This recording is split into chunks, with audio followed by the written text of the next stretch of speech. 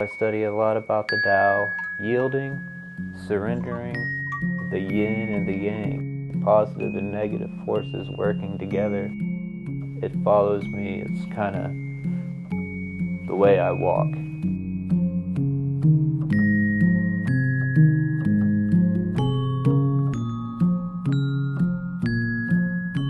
My name's Adam Moore. I'm 32 years old. Always been living in Broken Arrow. I've lived here since '83, so I've seen the town pretty much grow up. Now this guy, well, his name's Logan. He's a service dog. Can't really tell right now. He's a lot like me. We just really kick back and chill, and he helps me do all sorts of things that I can't do for myself very well. Usually about 6, I get up and I make my coffee. If I wore a watch, it wouldn't make sense to me. That's not just a cop-out, that's not an excuse. I'm missing that part of my brain that controls time. And it has caused so many problems in my relationships that I've lost girlfriends over it because they think that I just don't care. The accident happened at a Boy Scout camp. After a week of it raining, we were finally able to go outside for our last activity. Mine was archery. My foot got stuck in the mud and I kept walking. And the arrows that were in my left hand with the points down in such a way that when I brought my arms up to break my fall, dropped all the arrows, save one, and it gripped in my hand. The point came up, and even though I was wearing glasses, it went underneath my glasses right here. Moved my eyeball over. That's why I can still use it. It slipped through these 2 main arteries in your brain. If it had just rubbed up against or nicked one of them, I would have bled to death in 5 seconds. I was lying on the ground with an arrow in my eye. Had me life flighted to St. Francis, the pink one. So I sat there as they deliberated on what to do. It took 6 hours. My older brother Ryan accidentally saw me with the arrow in my head, and that really messed him up for a long time. No one thought I was going to make it. No one had seen this. It would always give me the worst case scenario. I never really cared too much about what they said. I did take some satisfaction in proving them wrong.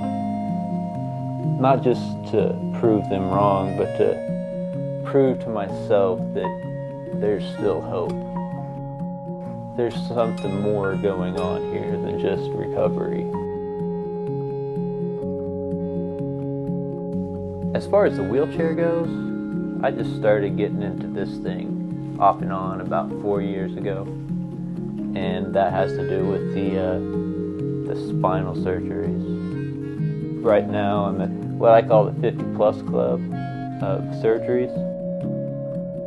Infamous book.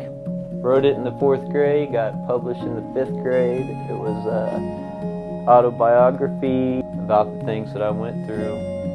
In the hospital, when I came home, all the obstacles, challenges I faced. This was very therapeutic, very cathartic for me to write. Which this is kind of nice because it shows the 5th grade mullet that I was sporting at the time. Big fan of that. It was a great response. That book has followed me my whole life, and I didn't really think it would. It was just an assignment, 4th grade assignment. That's it. And I traveled the country trying to promote the thing. Schools would actually give me money to go talk to their kids. That's what got me through college. Bill Murray was working on Scrooge at the time when he called me, and we talked for a long, long time. Apparently, while I was in the hospital, Bill, can I call him Bill? Alright, Bill called and talked to my parents a lot, and he helped them get through a lot of hard times. I do have a lot of deep-rooted anger that I just won't let out. I'm a big proponent of Eastern philosophy, their focus on self, their transcendence. I learned all about hope. That's another thing I do that's helped me, is I draw, I paint. Two things really, names and virtues. The names I do are so I can give to other people. The virtues are pretty much just for myself, to help me remember what I've overcome. Got my own little style. I feel like I see things differently. I want to share that. My tag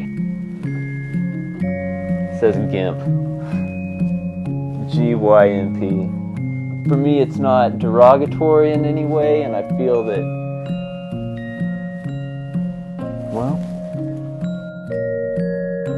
I just started driving after many, many years. I had to go through training because I have hand controls. Then I had to go through getting my license. I'll load Logan up. He takes up the back seat. I'll drive nowhere. As long as I'm driving,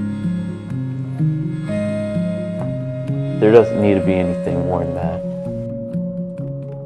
Even if I don't consciously think about it, I know those thoughts are going through my head. Wow, I'm still here. Whatever you have, you don't have. You cannot hold on to anything. You can't take anything with you. But if you can just, accept that. Accept that it's okay to let things go. And that doesn't mean that you're weak. It doesn't mean that you can't.